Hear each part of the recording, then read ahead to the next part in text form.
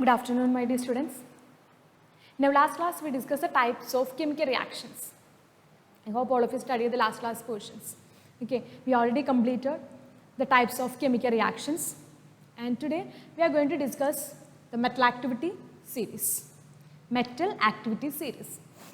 It's a simple topic. Metal activity series means we can arrange the metals. The metals we can arrange on the basis of their reactivity. All metals we can arrange on the basis of their reactivity. That means on the basis of the reaction with oxygen, water or acids and. Okay. On the basis of the reaction with oxygen, acids and water, we can arrange the metals on the basis of their reactivity. That series or that arrangement of metals are known as metal activity series. Metal activity series means it is the arrangement of metals on the basis of their chemical reactivity. This is the metal reactivity series. In this metal activity series, we can say the metals are arranged in the decreasing order of their reactivity. Okay, metals are arranged on the basis of their reactivity. That is known as metal activity series. Here,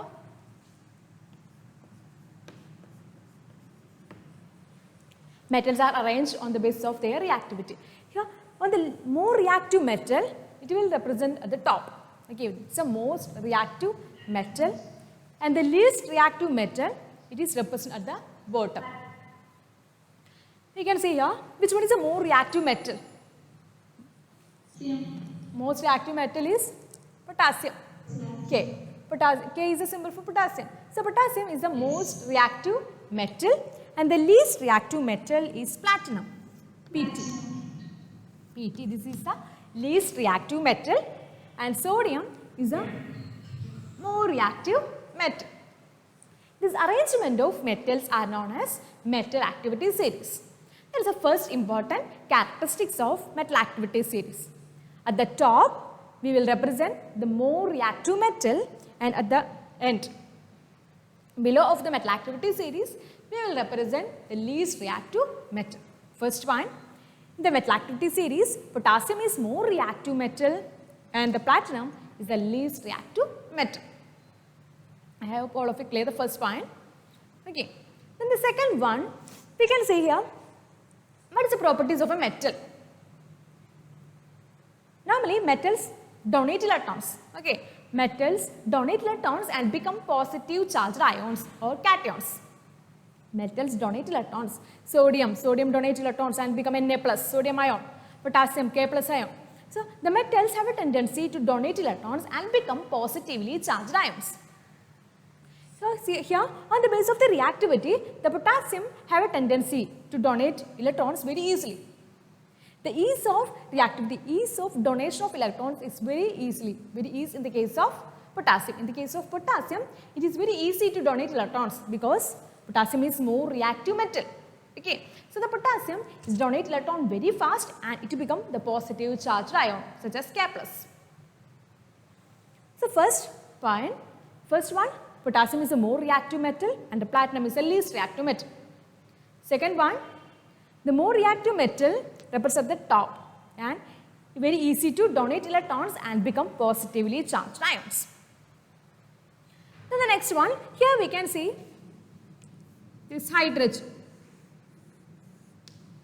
We already discussed that this is a metal activity series. Here, normally we are arranging the metals, but we know hydrogen is not a metal. Okay, hydrogen is not a metal, but hydrogen also we are including in this metal activity series. What is the reason? You know, metals, similarly, similar as metals, hydrogen also sometimes donate electrons and become H plus ions.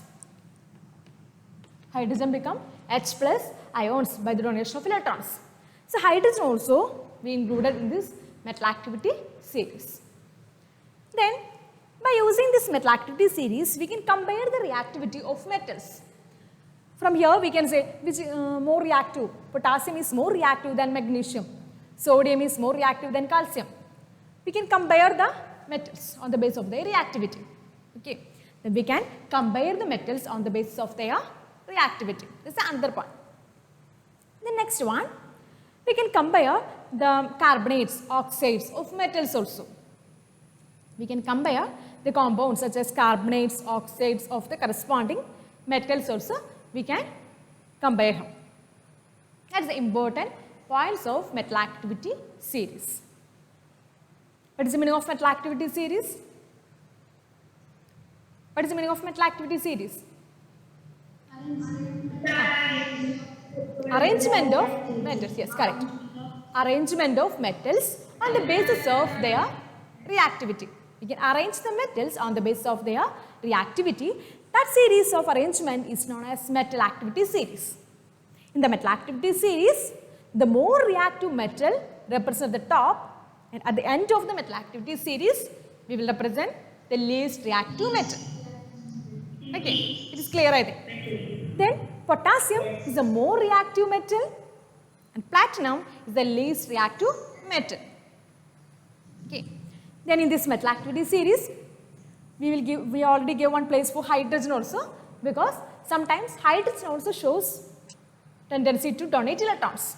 Similar as sodium, it have a tendency to donate electrons and become positively charged ions.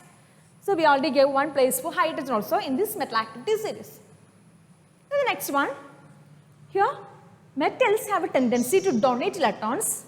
So sodium, in the case of potassium, it is very easy to donate electrons.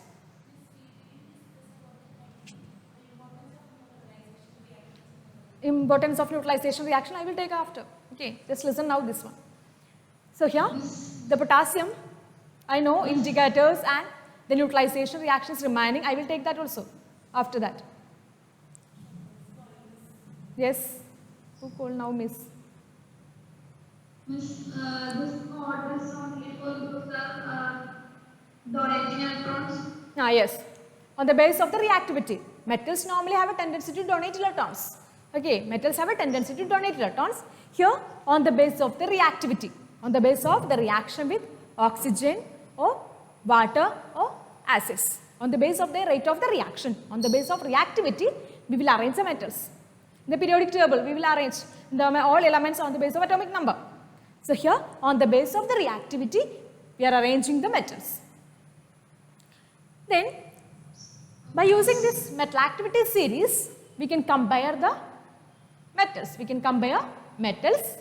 Then the next one, we can compare the oxides, carbonates of different types of metals. I hope now you clear what is metal activity series. Study what is the meaning of metal activity series, what are the important features, what are the important characteristics of metal activity series. Then your textbook, next page, page number 80, one table is there. Here they are showing the reactivity of metals with oxygen, carbon dioxide, oxygen, acids and water. We can say sodium, potassium and calcium. Study the table, sodium, potassium and calcium, it will react with oxygen. Normally we know sodium, potassium and calcium, it will react with oxygen and form their corresponding oxides. Calcium oxide, sodium oxide, potassium oxides and all. So sodium, potassium and calcium, it will react oxygen at ordinary temperature. It reacts with oxygen. Then sodium and potassium, it react explosively with cold water. We already see that one, the formation of NaOH or KOH. Sodium and potassium react with cold water vigorously, but calcium react moderatively with cold water. Okay, study that. Then sodium and potassium react explosively with acids, with dilute acids. Sodium and potassium react explosively with acids and calcium react less vigorously. So what is the first one? Sodium, potassium and calcium. Okay, first three elements we are comparing. These three elements react with oxygen at ordinary temperature. Then we know that sodium and potassium react explosively, react very vigorously with cold water. Here also sodium and potassium, they are highly reactive. It will react very explosively with acids and produce hydrogen gas. The next elements, magnesium, aluminium, zinc and iron.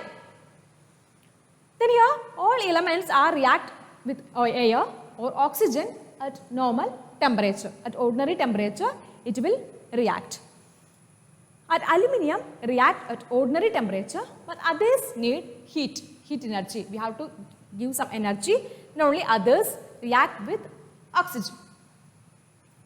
The next one, magnesium react with steam or hot water. Magnesium react with steam or hot water. Others react with steam. Others means magnesium react with hot water or steam. If you are using which one, any one we can use. It will react with the steam or hot water. But zinc, iron, aluminium react with steam only. The remaining three elements react with steam. Magnesium react with steam or hot water. Then these all are react with acids and produce hydrogen. This magnesium, zinc, iron, all these elements or these metals react with acids and produce hydrogen.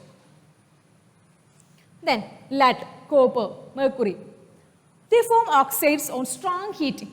Okay, at high temperature is needed for the reaction with oxygen. For this lead, copper and Hg. For these metals form oxides on strong heating. Here also there is no reaction with hot water or cold water, hot water and steam. These three elements, there is no reaction with hot water or steam. Then on the basis of the reactivity, reaction with acids. Lead react with concentrated HCl, but copper or mercury do not react with dilute acids, but lead react with concentrated HCl. Then last three elements, silver, platinum and gold. It will not react with oxygen. If you are giving a strong heat or strong energy, strong heating, then also it will not react with oxygen. It will not form their oxides. Here also, it does not react with any hot water or steam. There is no reaction with hot water or steam in the case of silver, gold or platinum. Here also, it does not react with dilute acids. Study this table just to study the comparison. First three elements, sodium, potassium and calcium. It will react with ordinary temperature. Next elements, magnesium, aluminium, zinc and iron. Aluminium react at ordinary temperature. Remaining elements need on heating, then only it will react. Then lead, copper and mercury. If you are giving strong heating, then also it will not react. Ag, Au, Pt. Here also do not react with oxygen by using strong heat. Here Pb, Cu, Hg, it will form oxides on strong heating. Okay, these three elements form oxides on strong heating. Here these three elements do not react with oxygen on strong heating. I will repeat one more time. These three elements, first three elements, it will react with oxygen at ordinary temperature. Then just take the next four elements, magnesium, aluminium, zinc and iron. Aluminium react at ordinary temperature. Remaining elements need heating. Next three elements, they need strong heating, then only it will form their corresponding oxides. The last three elements, if you are giving strong heating, then also it will not react with oxygen. Then sodium, potassium, it will react with cold water vigorously. Calcium react moderatively with cold water. Then magnesium react with steam or hot water. Remaining elements react with steam. Then here there is no reaction with hot water or steam.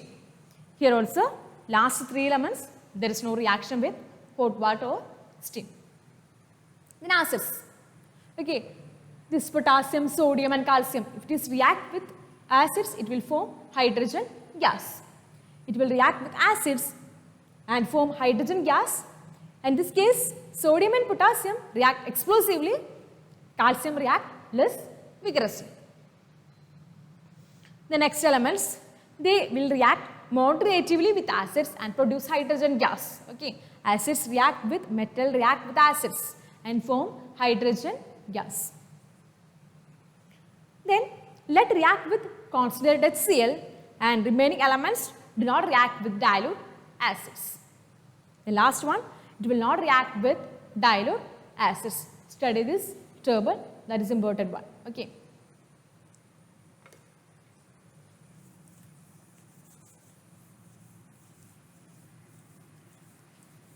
Next in your textbook, on the basis of the energy, we can classify reactions as two types. We already discussed in the beginning of the class. What are the two types of reactions? Miss, Yes? then what about hydrogen? I can't understand. What about hydrogen? Hydrogen is not a metal. Okay, in the case of, it will not react with hydrogen or water or acid sand. Hydrogen shows the property, that's why we will give a space for the remaining metal activities we are discussing here. Metals react with oxygen, metals react with hydrogen, metals react with acids and metal react with water. The activity of metals with these three components, oxygen, water and acids, we are discussing here. Okay, metal activity series mainly depends based on activity of metals. Hydrogen also shows properties like donation of electrons. That's why we give place for them, that much only. Okay, miss. Then at the beginning we discussed the two types of reactions, I think. Exothermic and endothermic. We discussed, no? Exothermic reaction and endothermic reaction. In the point heat energy, conditions necessary for chemical reactions, heat. At that time we discussed, yes, we discussed anyway, one more time it is written there, that's why I repeat one. Then the next one, on the basis of energy change, we can classify reactions as exothermic and endothermic reaction. Yes, we already discussed, I know, then also I know.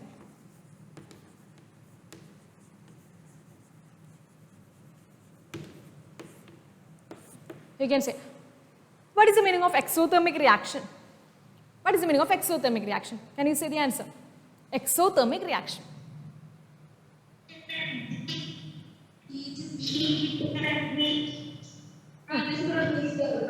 Heat energy liberator. Exothermic reaction means heat energy liberator. During a chemical reaction, heat energy is liberated. Such type of chemical reactions are known as exothermic reactions. Yes, I know that you already studied these things. Anyway, exothermic reaction means heat energy liberated. Then endothermic, just opposite. Heat energy is used. Heat energy is absorbed. Such type of chemical reactions are known as endothermic reactions. So on the basis of energy change, we can classify exothermic reaction and endothermic reaction.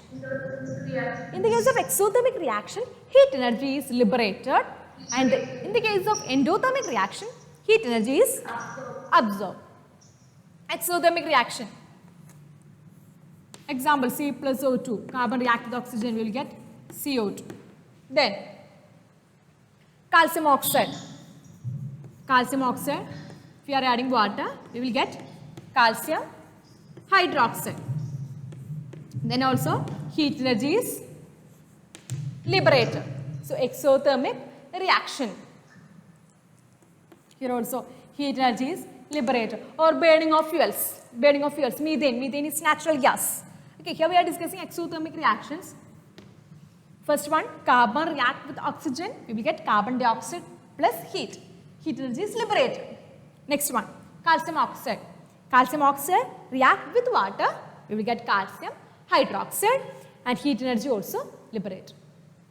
Next one, methane, CH4, O2.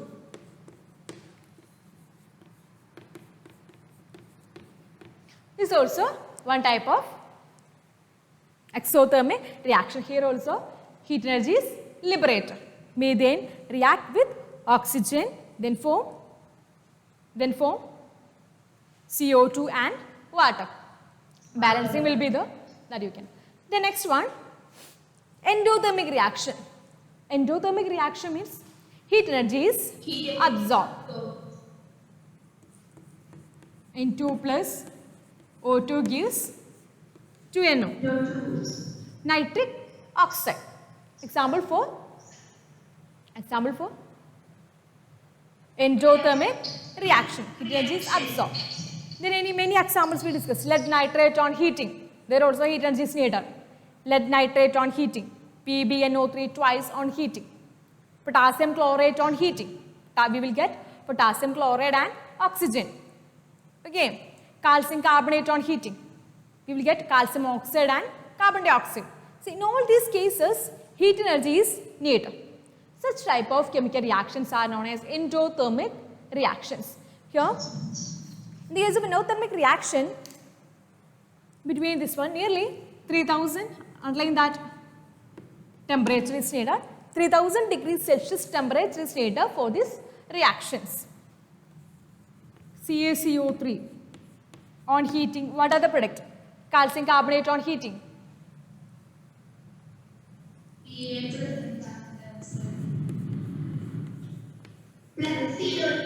Calcium oxide and CO2. CuCO3 on heating. CuO plus CO2. Potassium chlorate on heating. Potassium chlorate on heating. KCl plus O2. Plus O2. Balance will be there. You can do it. Potassium chlorate. Similar way. Lead nitrate on heating. There also we need heat energy. Lead nitrate, you know that. That's why I didn't write there. Okay. Lead nitrate on heating. That also endothermic reaction. Heat energy is needed for doing that type of chemical reaction. Then we will discuss that exothermic and endothermic reaction. Then someone is telling I didn't took that neutralization reaction part. What is the meaning of neutralization reaction? Neutralization reaction. What is the meaning of neutralization reaction? The reaction between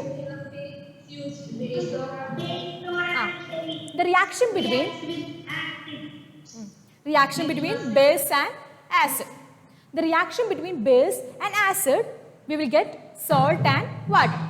Such type of chemical reactions are known as neutralization reaction. We already discussed that. Salt and water, that is the product. Next we are discussing what are the applications of neutralization reactions. Okay, application of neutralization reaction. Indicators. I will take indicators also, wait. Okay, the neutralization reaction. The neutralization reaction, we know that it is a reaction between acid and base, and we will get salt and water. Normally, we will use that for acidity. We will use the milk of magnesia.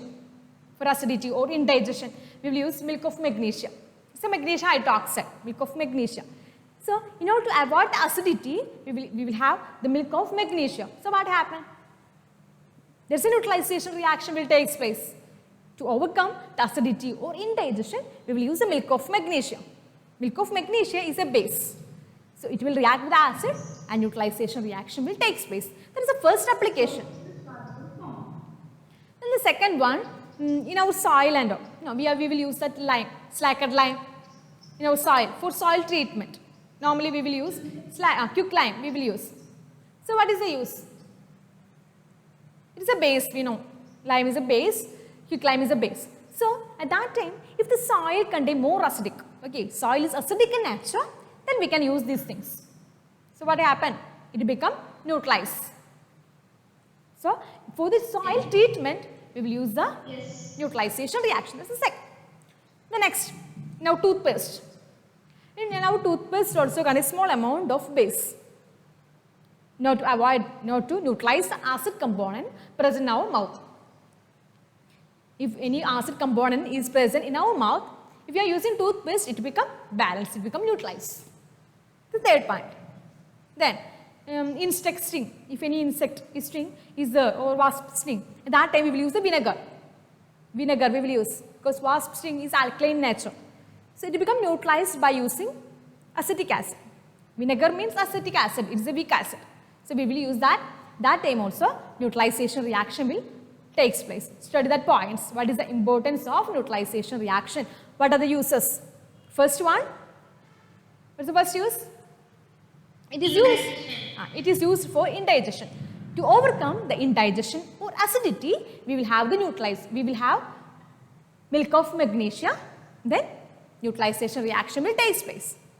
The next one, for soil treatment, we will use the soil treatment, we will use the quicklime. Then for toothpaste, now toothpaste also contains small amount of base. It will help to overcome, to avoid the, it is used to avoid the acidity. Then we will use that acetic acid or vinegar at the time of insect sting. Here also neutralization reaction will take place. Study that one. Then indicators. Indicators, you already know that. What is indicator? Indicator is a substance which is used to know whether the compound is acid or base. It is an organic substance is used to know the compound is acidic or basic. Normally, different types of indicators we are using, daily using indicators, normally using indicators, litmus paper, methyl orange and, yes? The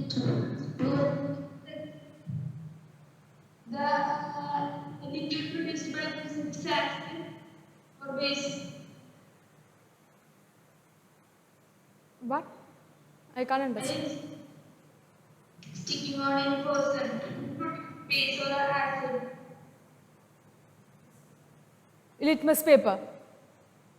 No, when it is set. Yes, it is alkaline nature. So if you are using acetic acid, it will become neutralized. Fast sting means this as alkaline compound or base will be there.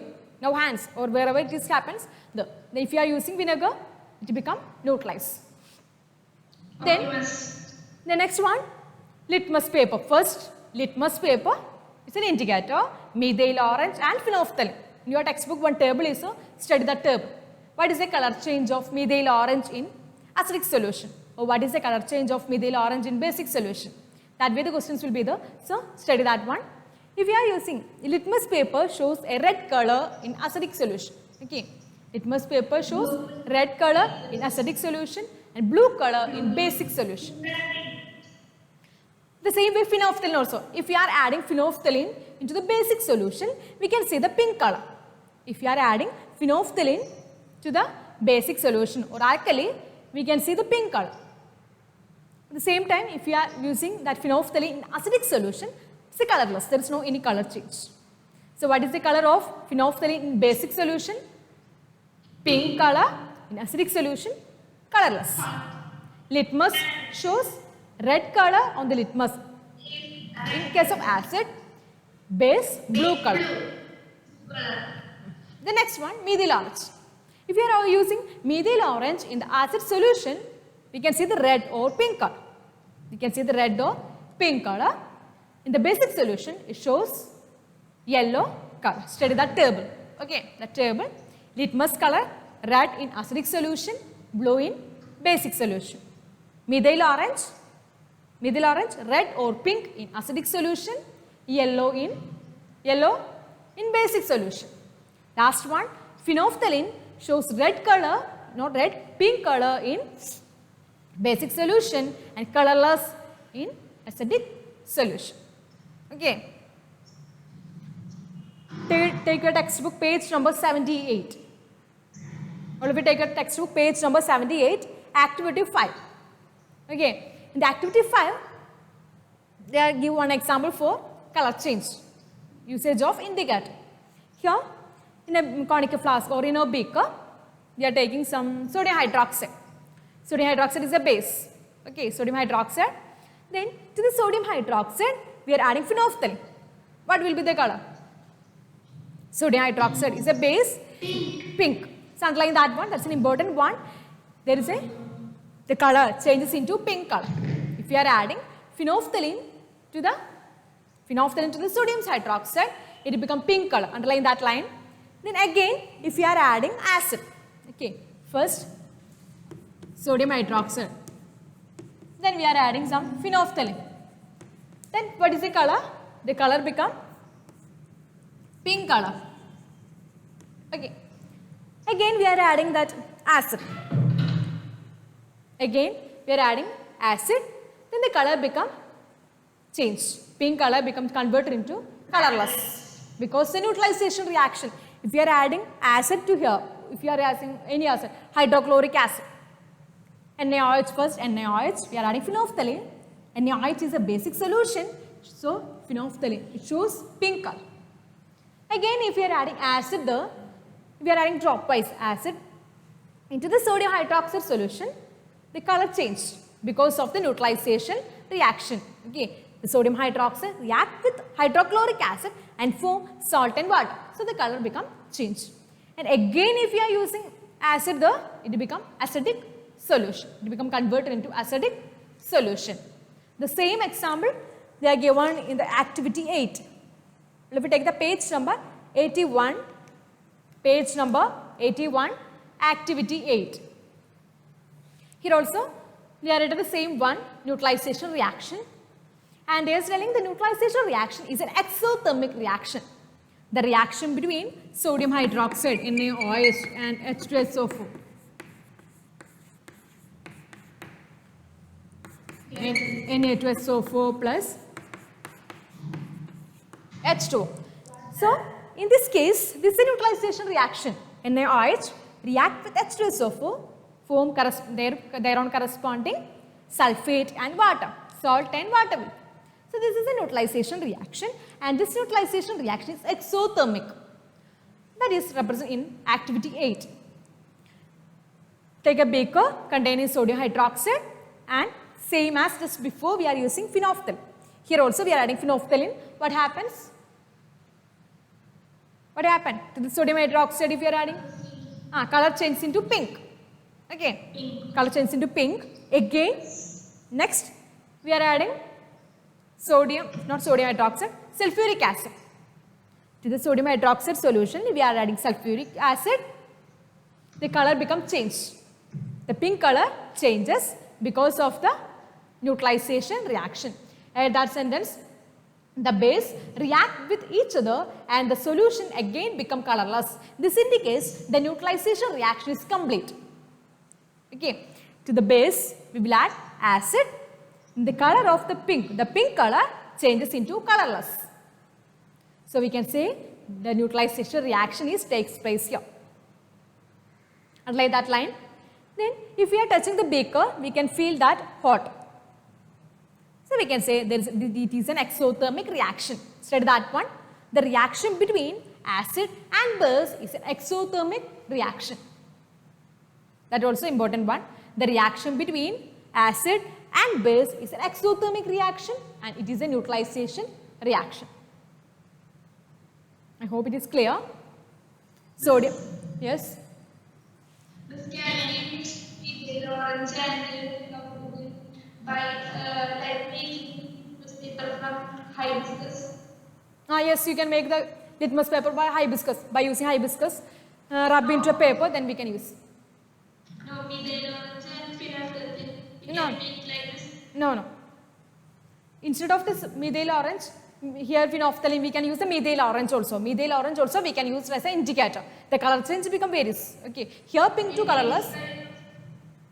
There is another color change will be the yellow to pink. That way color change become varies. Different types of indicators we are using.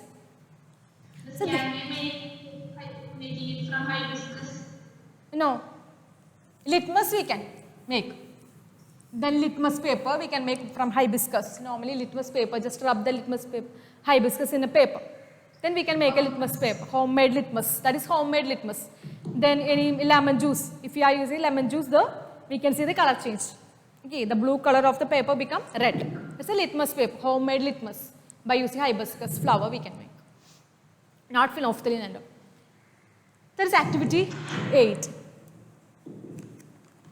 Then activity 5 and activity 8 is already completed.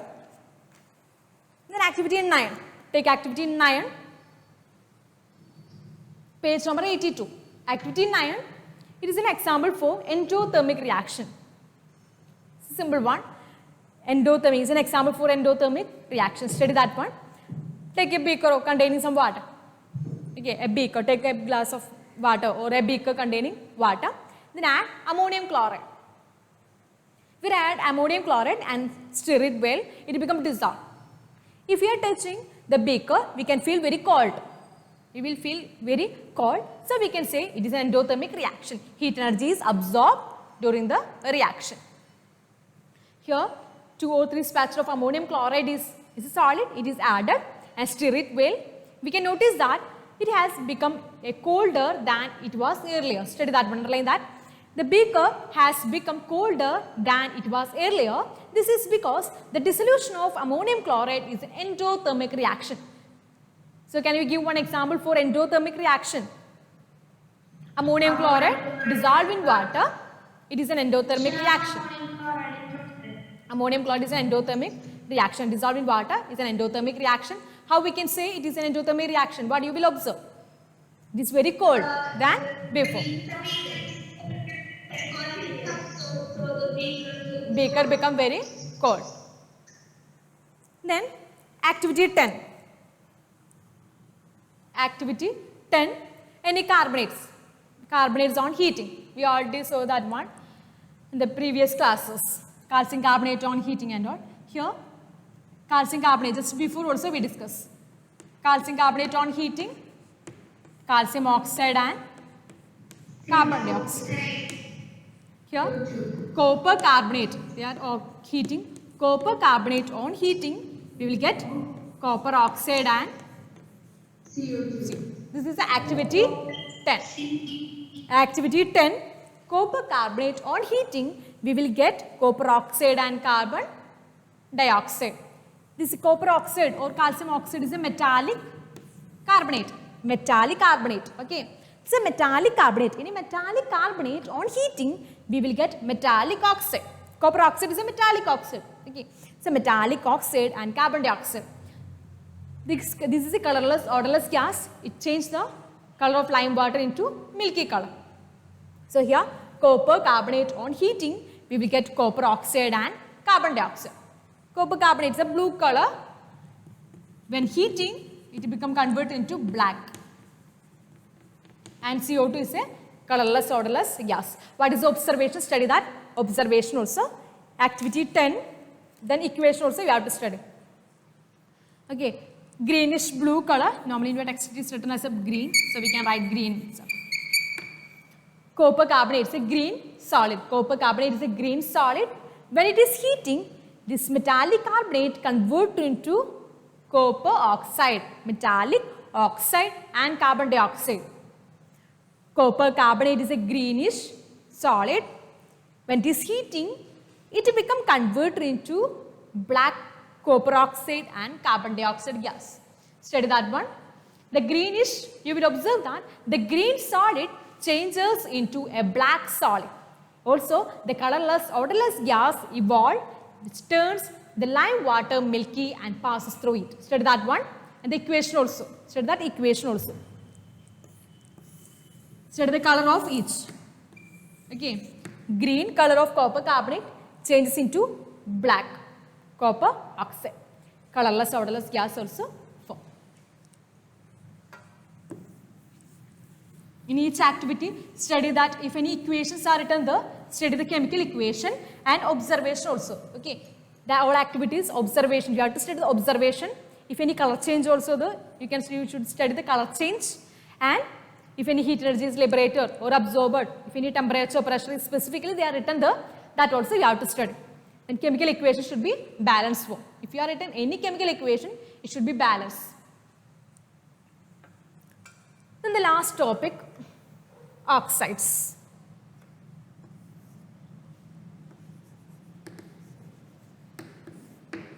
Oxides. Oxide means, it's an important portion. Oxides mean it's a compound containing oxygen. Compound containing oxygen in one molecule. That is known as oxides. Normally, I will give some examples for oxides.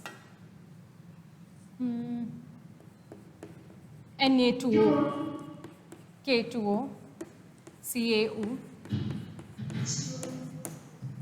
H2.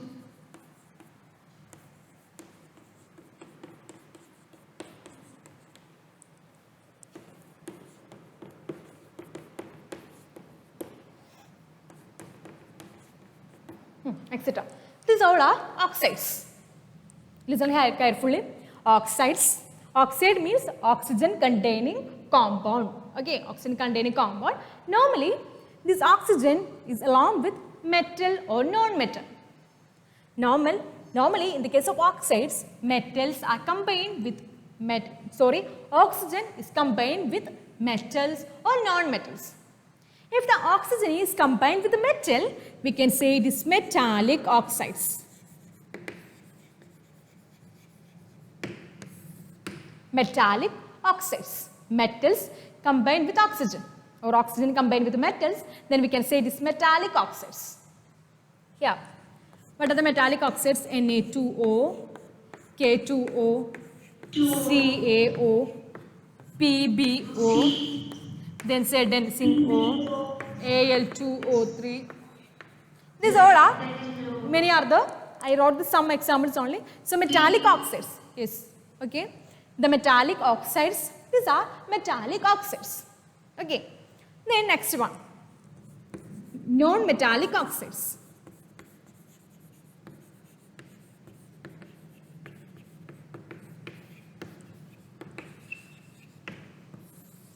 Non-metals and oxygen.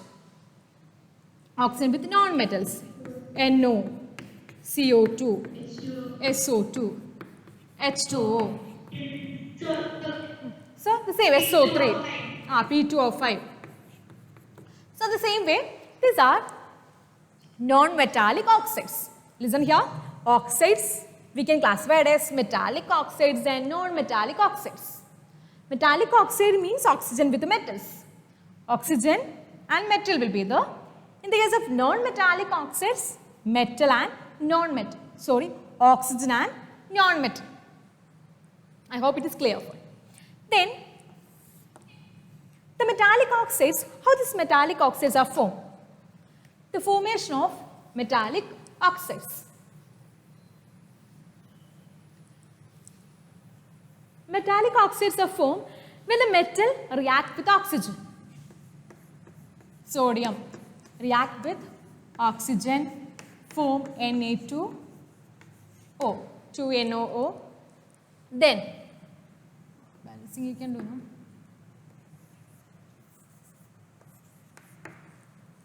Then, same way potassium react with oxygen, form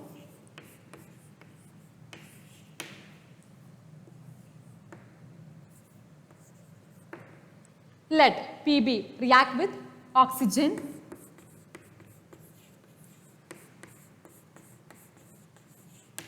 this is the first method. The metallic oxides are formed, metal react with oxygen. It's the first method, metal react with oxide, then we will get metallic oxides. In your textbook, examples are the sodium react with oxygen, we will get sodium oxide. Potassium react with oxygen, we will get potassium oxide. Lead react with oxygen, we will get lead oxide. So first method, metal react with oxygen. Now the second method, any metallic, study here, listen carefully, any metallic nitrate or metallic carbonates on heating.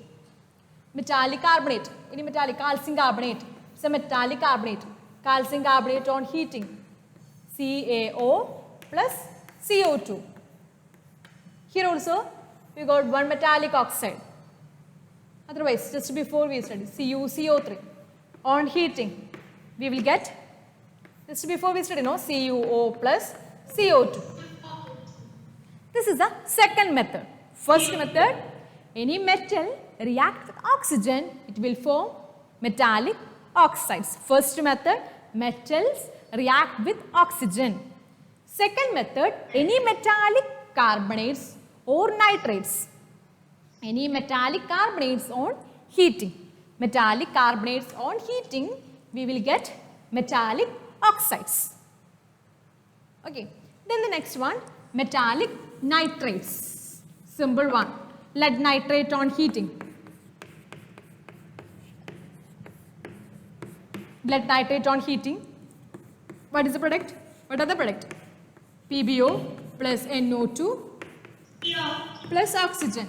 You can do the balance here. I didn't complete this balancing. Anyway, here lead nitrate on heating, we will get lead monoxide, nitrogen dioxide and oxygen. Okay. This is correct. Then here lead nitrate on heating, we will get lead monoxide. This is a metallic oxide. So what are the three methods? First one, metal react with oxygen, we will get metallic oxides. First method. Second one, decomposition reaction of metallic carbonates. It's a decomposition reaction. Any metallic carbonates decomposes into metallic oxides plus any gas. Third one, metallic nitrate on heating, it become converted into metallic oxide and other products will be there. This is a method for the formation of metallic oxides. Then we can say that these metallic oxides are normally basic in nature. These metallic oxides are basic in nature. Not all. Some metallic oxides are basic in nature. Basic in nature means when it is react with water, it will form hydroxides or alkali. Na2O react with water, it will form NaOH. Okay, same way K2O plus H2O gives. This is known as basic oxides. First KOH, not K2OH. K2OH is not the KOH, potassium. Here 2 hydrogen, here also 2. Not K2OH, KOH. Then here, first we discuss what is the meaning of metallic oxides, what is the formation of metallic oxides. 3 methods we discuss.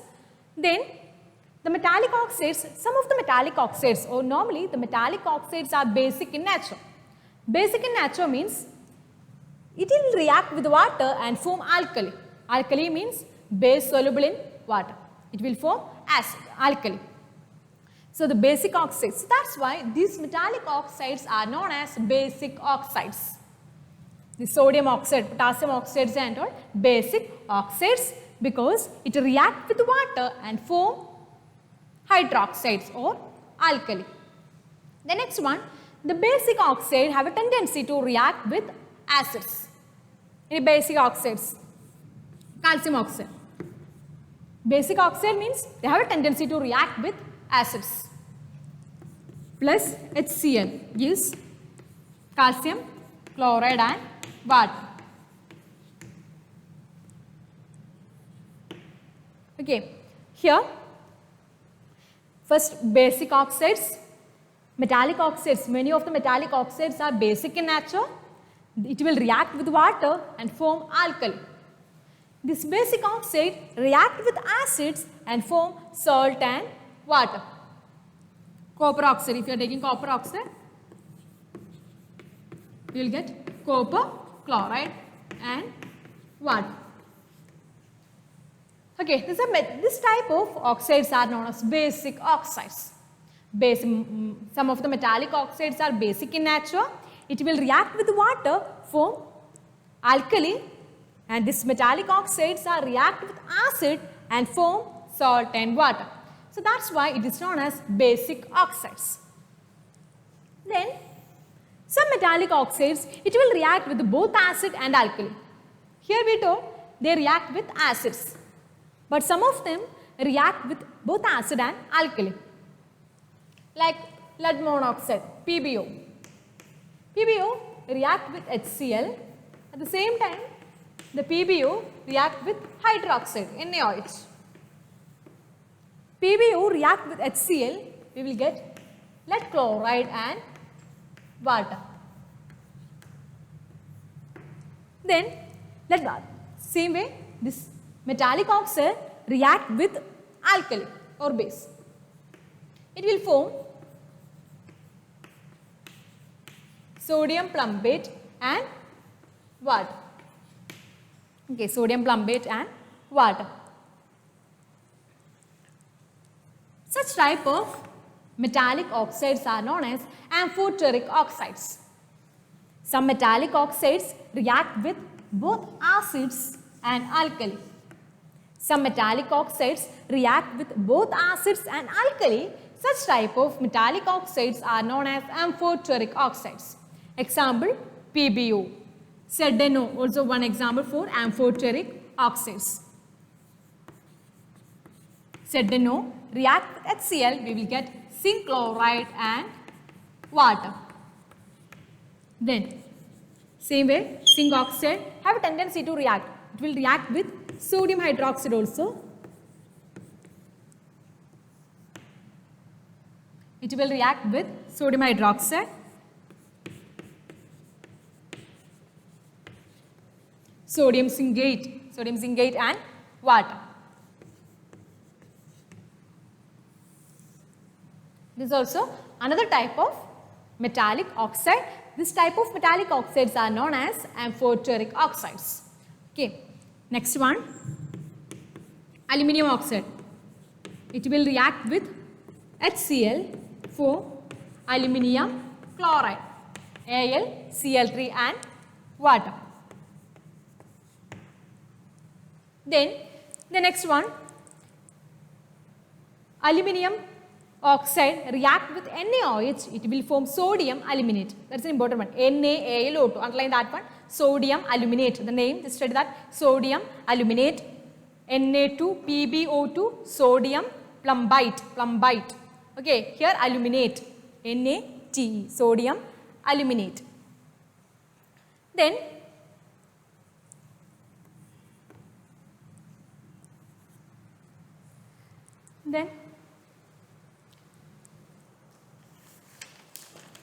one small portion only, I will stop here.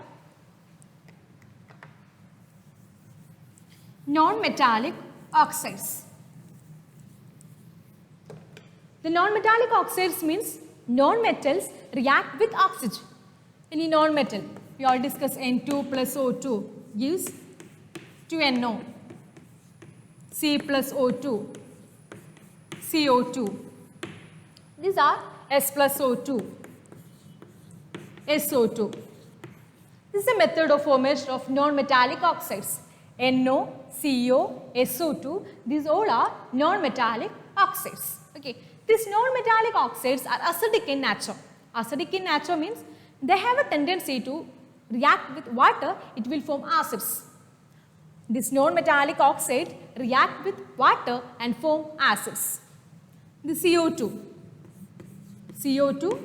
react with water and form H2CO3. Then SO2 react with water, it will form H2SO3, sulfurous acid. SO3 react with water, it will form H2SO4. Okay, H2SO4, same way. So, non-metallic oxides form non-metals react with oxygen. We will get NO, C plus O2, CO2, S plus O2, SO2N. This is a method of preparation. Next one, non-metallic oxides are acidic in nature. Acidic in nature means it will form acids when it is react with water. At the same time, these react with alkali, it will form salt and water. Carbon dioxide react with NaOH. It's an alkali, it will form sodium carbonate and water. CO2 react with NaOH. It's a salt of sodium. Sodium salt and water will form SO2. If SO2 is react, it will form potassium salt. Okay, K2SO3 and water. Then this is known as acidic oxides. This type of oxides are known as acidic oxides. Acidic oxides means it will react with water and form acids. It have a tendency to react with a base, form salt and water. And one more type is that is neutral oxides. It will do not show any reaction, or it do not react with any acid or base. It does not show any acidic or basic nature. That is neutral. Carbon monoxide, NO, CO, CO, then N2O, water, all are neutral in nature. Such type of oxides are known as neutral oxides. Okay, that's an important point. Oxides, study the oxides, two types of oxides, metallic oxides and non-metallic oxides. Metallic oxides we can classify it as basic oxides and amphoteric oxides. Study the example for basic oxides and amphoteric oxide also. Study the chemical equations. Then basic oxides we can classify it as, so non-metallic oxides we can classify it as acidic oxides and neutral oxides. Study that example for acidic oxides and neutral oxides. I hope this chapter is completed now. Study very well. Then in the note, ammonium hydroxide already written there.